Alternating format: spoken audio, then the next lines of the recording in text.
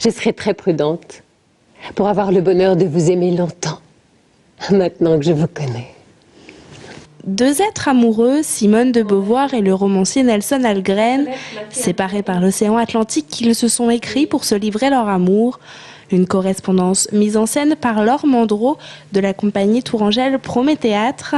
La pièce permet de découvrir une autre Simone de Beauvoir, loin de l'image d'intellectuelle qu'on lui connaît. C'est vraiment quelqu'un qui est passionnant et je pense aussi qu'on a une vision très froide d'elle parce que je crois qu'elle avait choisi dans la fin de sa vie d'être plutôt une intellectuelle engagée, mais c'est intéressant d'aller voir dans sa vie plus intime toutes les blessures et tout ce qu'elle a dû faire comme choix pour devenir ce qu'elle a été.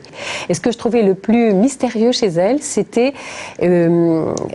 la femme. Où était-elle derrière ses écrits? Où était-elle derrière la volonté d'être écrivain, de devenir, je dirais, de perdurer après sa mort, d'avoir un héritage littéraire?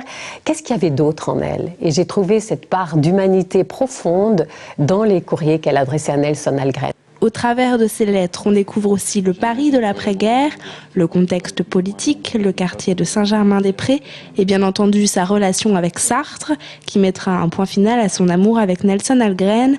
Mais la correspondance met surtout en lumière un amour passionnel, bien différent de tout ce qu'elle avait pu connaître. On le ressent comme très charnel, ce qui ne ressort pas du tout forcément de manière évidente, en tout cas, des autres relations de Simone de Beauvoir.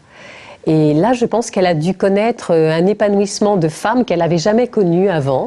Et donc, il y avait une entente aussi bien au niveau de l'écriture que du respect de la personne et d'un amour extrêmement profond, riche et je dirais très physique pour Simone de Beauvoir et lui.